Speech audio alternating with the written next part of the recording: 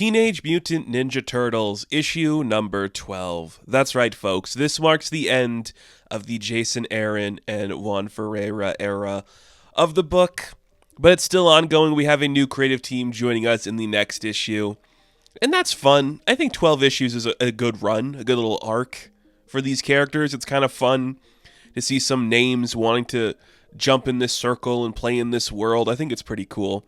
Good for Jason Aaron. I'm sure he's got a lot of other projects to work on. And I believe Ferreira is tapped to do another book. Was it Absolute Superman or one of the Absolute books I think that they're working on? So that's fun. Really exciting. I want to see this team continue to do stuff because it's just two collaborators that work really well together, get each other's vibe. That's really fun. So we pick up where we left off in the last issue. Karai is trying to use mystic forces to summon evil magic spirits, the powers of the Yomi no Kuni. I don't know what that is specifically, but I guess we'll find out. Meanwhile, she made Hale into a weird mutant creature, and we're watching the turtles fight him. And it looks awesome. Incredibly well depicted. It's kind of all been leading to this, just a big mega mutant for them to fight, and it looks really cool. And Donatello gets snatched up by the creature. It's constantly mutating, it looks different every other panel, just turning into these different things because it can't decide what form it's trying to take. So a weird tentacle snake tail thing captures Donatello, and he sees that it's Hale that's hidden underneath there, and he's like, oh shit, dude, this must be really hard for you. Your body must be in serious pain. I'll do my best to help you. I know some stuff about the mystic arts, but not going to help because it doesn't want to trust the turtles. Nothing it can do. It then turns its sights on April, and all the rats start to help her, and they're like, why are the rats helping April? What's going on with these rats? Really fun. Don't really explain the rat stuff yet, but that's still cool. Donatello then tells them, we have the plan in place. What we have to do is be brothers and work together and finish the journey we went on for a while. So he's like, we have to join forces and be one of a team. And Raph's like, that's dumb, bro. I'm just going to go punch the big shark monster now. Him and Mikey start bickering because of course they do. And Leo's like, oh my God, shut up, guys. I'm just going to stand here and let this thing swallow me because I'm tired of you guys bickering. So then Raph and Mikey are like, shut up, Leo. And they throw him towards the fray. And that makes Donatello go, this is it. This is what we've been fighting for. The guy's back in action. We have to team up and work together as a team. And the omniscient narrator is just saying, it's beautiful. It's like a grace you've never seen before. These guys working in the art field of karate. It's incredible. They're incredible. They do so good at this. Their combined forces are enough. And because Hale is in such a distraught state, as the turtles are combining their powers and working together as a team, he starts seeing this weird astral specter looming overhead of all four turtles combined into one giant turtle. Each hand is holding one of the weapons. And he's like, no, this can't be. It's so big and scary. And eventually Hale is defeated, which works really well. The mission has been saved. They took down the big bad. And Mikey's like, yo, April, what was up with those rats that were helping you? And she's like, I don't know. They've just been helping me. Guess they're just rats now. And he's like, all right, well, we've been doing crazy rat stuff too. But, rat stuff. Okay. Very good. So let's get some wrap up. It's days later, and April is visiting Casey in the hospital. He is now woken up, and she's explaining that they defeated the big mega mutant version of Hale. He is awaiting a trial where he is going to just see what's going to happen. This whole thing for him was putting the turtles on trial for their crimes. Well, now he's on trial for the same thing, being a mutant. But things are doing okay. And Casey wants to celebrate with his bros, but they got to do something solo first, just the four of them. So they go down to the sewers of New York. They have the dead rat that Donatello has been calling Splinter for the past couple of issues.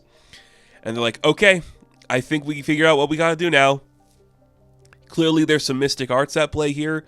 We all felt the presence of Master Splinter. I think this dead rat is telling us our father is trapped in some realm that's not dead or alive.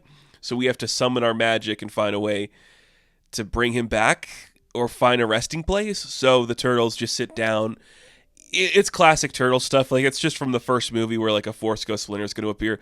So their body and soul connected together, and then the rat emerges up and the spectral form of Splinter appears, and they're like, he's going to say something. He's going to say something. This isn't right. And then there's like a big kaboom, and Splinter vanishes. He's not there. They all start kind of freaking out. Like, what happened to Dad? Why did the rat burn? What's going on? Where is he? And Donnie's just the clear-headed one, as he's kind of been throughout this entire run. He's like, sorry, guys. I guess he didn't want to come back. I mean, he's in, like, another realm. Like, maybe with Mother? And, like, that's something good for him. There's no more fighting. No more Foot Clan. Like, he battled one last time to pierce the veil between life and death just to help us see what we needed. So I think he found peace and gave us our guidance, and I think we should let him enjoy that. That's kind of sweet. Kind of beautiful. Although it is a Ninja Turtle book, I do want a Master Splinter in there. It's the same thing as Batman. There should be Alfred in there. So they go to the surface just to look at the beautiful city that they love that is now celebrating them. They're like, come on, bro, so we step through the spotlight into our adoring public. And they're like, nah, let's walk through the shadows like we always do. These cool brothers, let's do it. We're bros again. Look at us go. We're happy. We're having fun. Everything rocks here, man. Cool brothers, and the narrator's just saying, look at them. They worked so hard for this. They deserve everything they earned, all this peace that they have. We then get the final stuff of the book where we see Karai is in her big tower. She's like, damn it, this cannot be. I failed to summon anything. This is stupid. It's Hale's fault. And the distractions that he should have done. It's like, and then suddenly like some weird smoke emerges around her. She's like, what's this? What is that? There's like a figure in the smoke, and she's like, you gotta be kidding me. And this is where we learn that the narrator this whole time has been somebody familiar to us, and they're like, but I fear serenity is not in their future or my own. The last thing that hits me is agony. I'd forgotten how much it hurts to be alive. And then we see Master Splinter back from the dead. He emerges in Karai's castle, fortress, whatever. He looks scraggy. I love the way Master Splinter looks in this book. He looks bad. He looks like a scary rat guy in like the classic burgundy robes. Oh, I love it. I love it so much. This was a fun 12 issues. It was so different than I think a lot of Turtle stuff. More about like the city of New York against the characters, which is such a fun concept to play with in this era. The artwork has been incredible. I know the first couple of issues we had like guest artists on each book, which was really fun to see. But this has been a consistent run. Just strong outing from everybody, just doing something different with these characters. Feels like a revitalization where there's new blood being born into this book. I like seeing that happen. The Turtles are awesome, and this is what I wanted from them for a while. Just something strong and capable, doing a unique take. Which is really exciting. It is really exciting to see a book like this succeed. The Turtles are really good in comic books too. You know, some people might not pick up the comics, but they're good. They're strong. They're fun. We got a Battle Nexus event coming out soon. It's pretty cool. Pretty cool stuff. So, Teenage Mutant Ninja Turtles, issue number 12. I am going to give a 9 out of 10.